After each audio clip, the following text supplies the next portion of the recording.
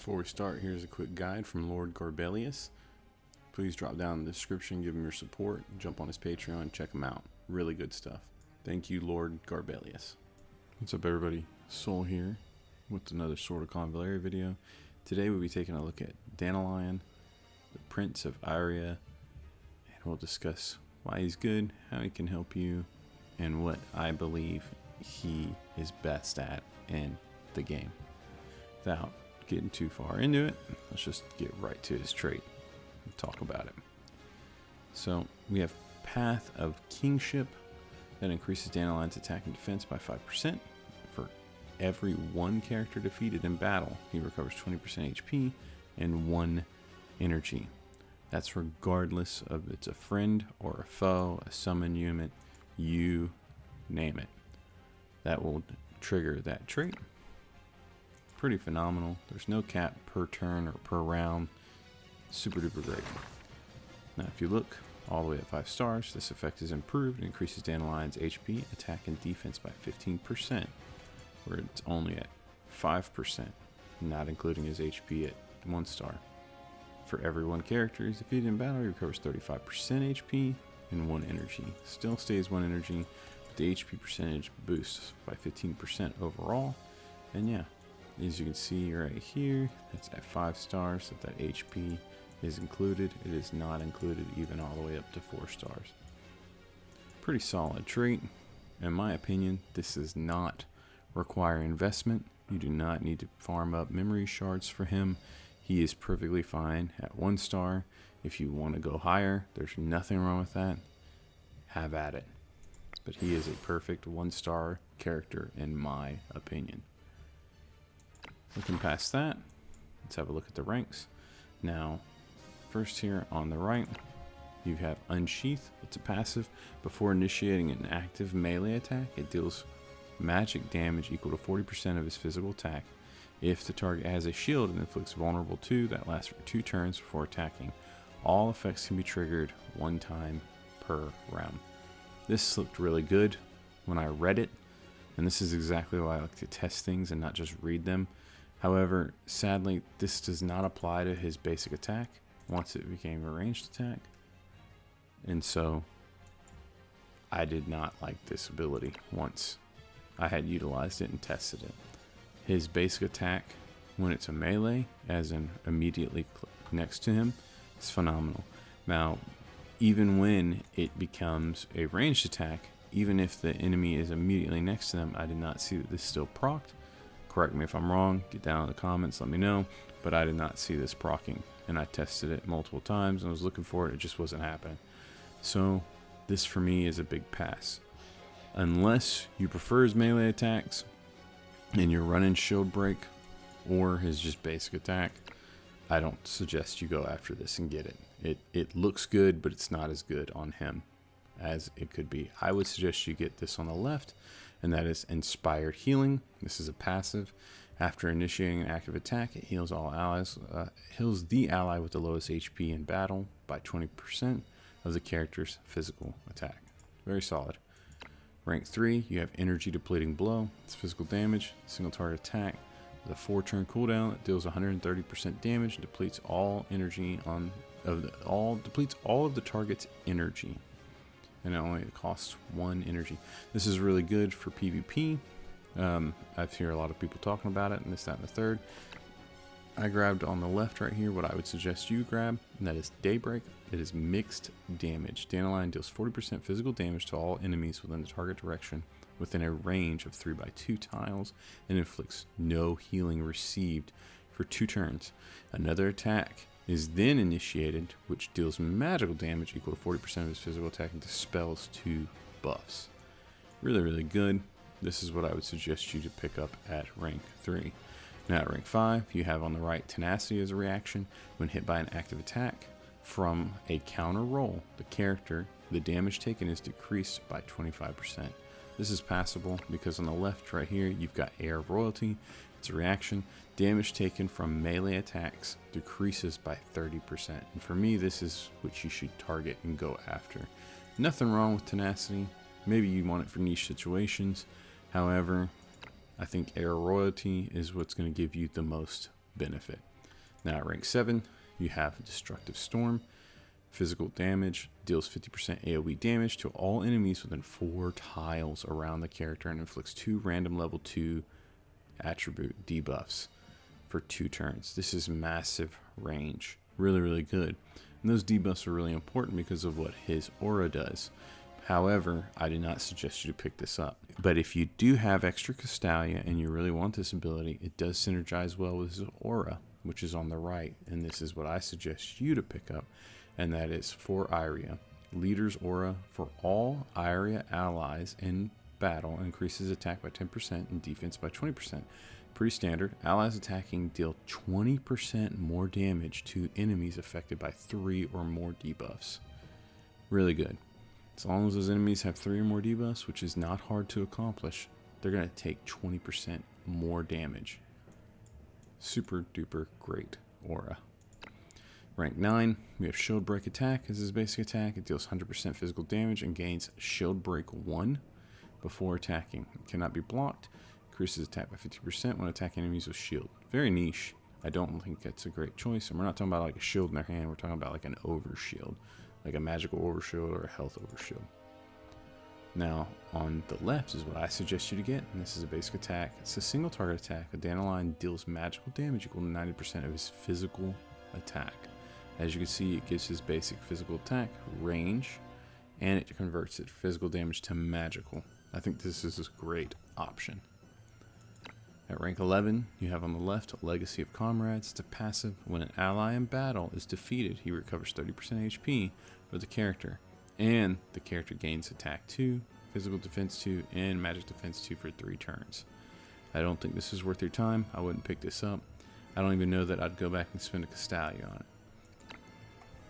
On the right, you have Endless Dawn. This is the ability I think you should pick up. This is mixed damage. Dantalion deals 40% physical damage 3 times. He deals magical damage equal to 50% of his physical damage to the first enemy in each column within a 3x3 area in the target direction, and then knocks them back 2 tiles and then dispels 1 buff. Super great ability right here.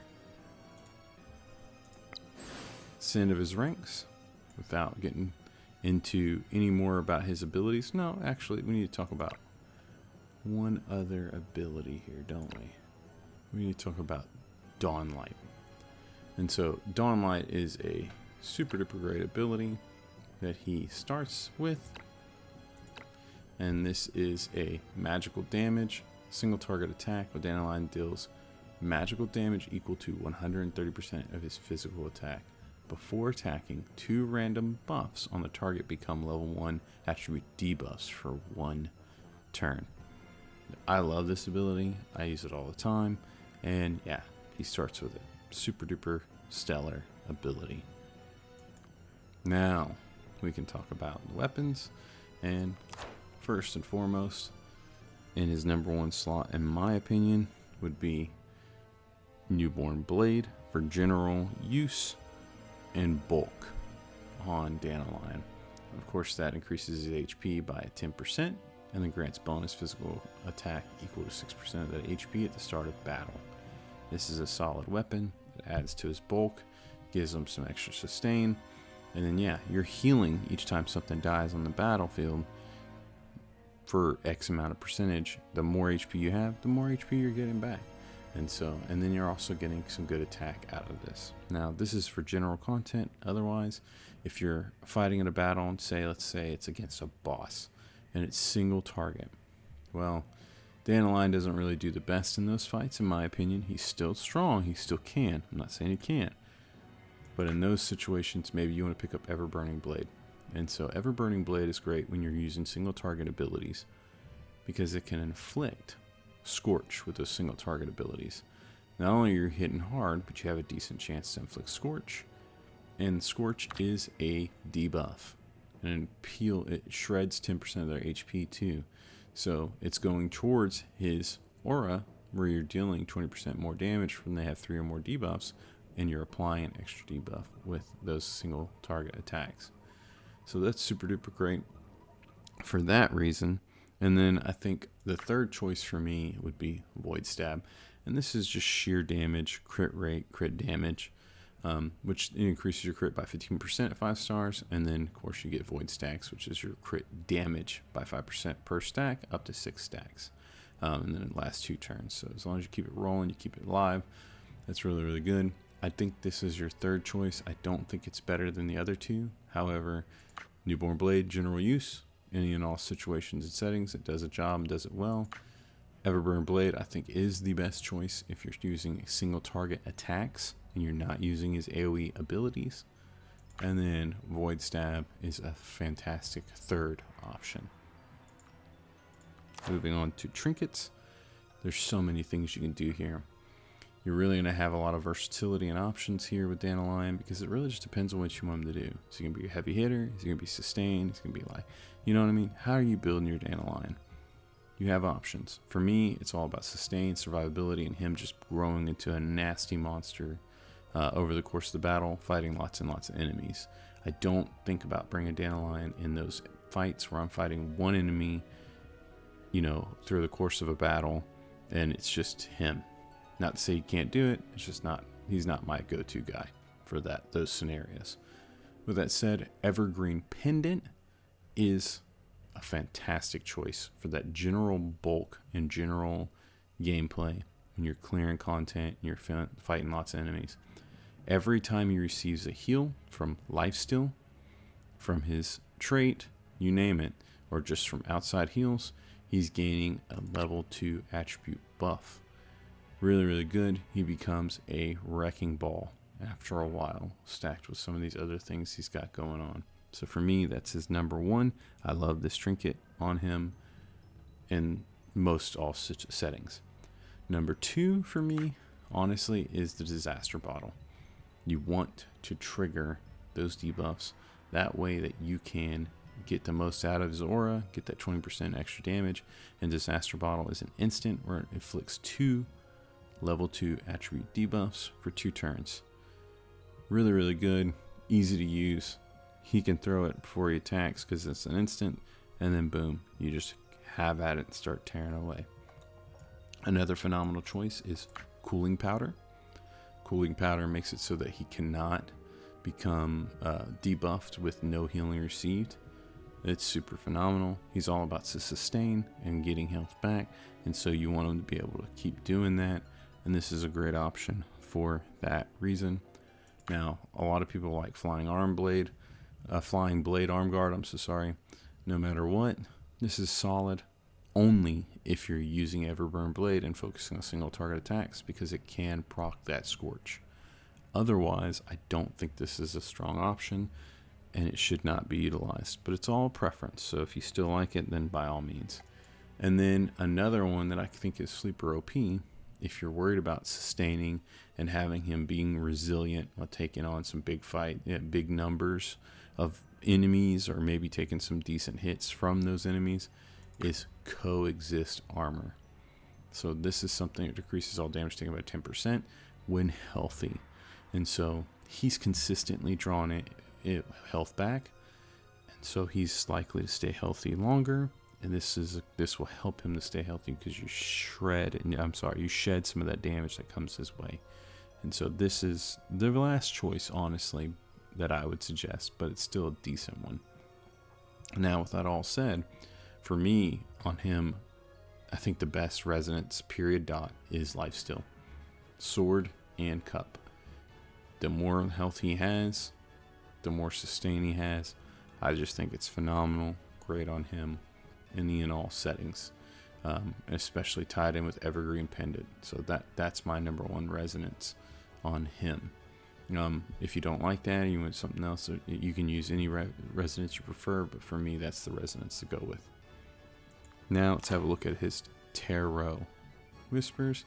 And so number 1, first choice to me is, of course, the Devil Tarot Whisper. This is Temptation of the Devil. It's really, really strong. For each 1 character defeated, you gain 1 stack of Devil, and then Devil is a 3% buff to his attack and defense up to 30%. So after 10 enemies die, he's at max buff, and you gotta think, he's getting all that life back, he's getting those attribute buffs, you name it. He just becomes a wrecking ball. after a while, and he snowballs through levels. Really, really good. Love it on him.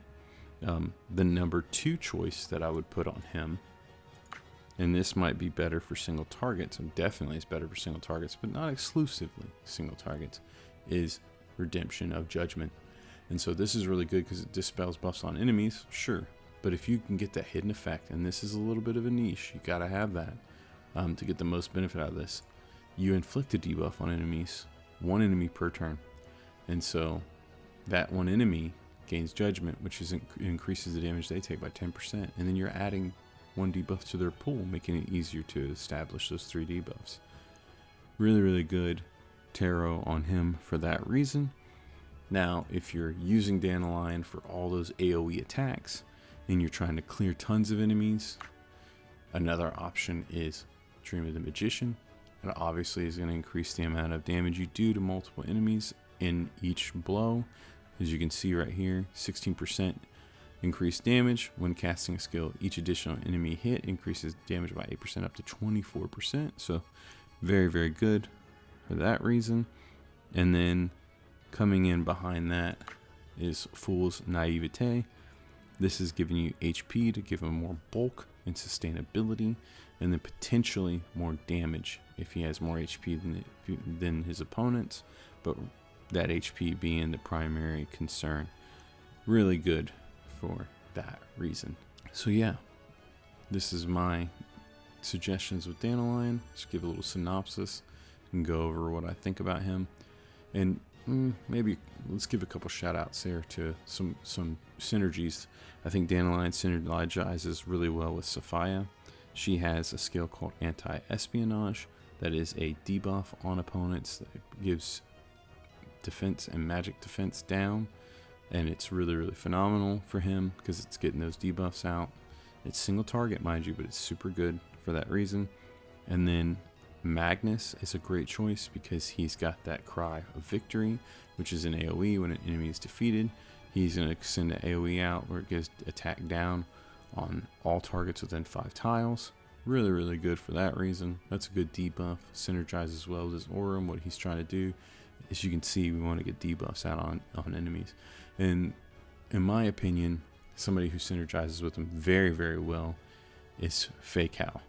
Feical has it in his trait where he gives a debuff for each attack, each bit of damage that he deals. And on top of that, you put on Meteor Line on him, and then his basic attack hits twice, which puts 2 debuffs on it. Oh, it's good. It's really, really good. Debuffs come rolling in, making it so much easier for his trait to proc that 20% extra damage. Can't say enough good about it. I think Feical and Dantalion could be best friends for that reason. So a little synopsis to end it all off. Dantalion is your damage dealer. He can be very healthy with good sustain. He does something unique in that he takes physical damage and does magical damage instead. You can build him to where he has decent range and he has great AoE options. He's really good at shedding buffs and debuffing the opponent. And in fact, his ability right here, Dawn Light, is really good for those boss fights or other fights where your opponent's buffing. He sheds those buffs and turns them into debuffs per use. Mind you, it's 3 energies at high cost, but it's still good. I'm not gonna go over anymore. Dantalion's a fantastic unit. I would suggest you going after him if he's on the banner and you want him. Have at it. I've not been upset about having him. I love him. He takes little investment to be good, and his aura is phenomenal, especially if you're running like a Sapphire and things like that. I hope Sword of Convallaria is treating you well. Have a look down in the description. I've got a Patreon if you want to jump in and try to support the channel and support us and help us to be able to ensure that the content can stay rolling and get the best content available. And then we have a Discord. I'd like everybody to come join. We do plan on hosting tournaments and events here soon in the future. And yeah, thank you so much for watching. Thank you so much for your support. I wish you well and good luck in all of your Sword of Convallaria gameplay, happenings, adventures. Take it easy. See you next time. Bye.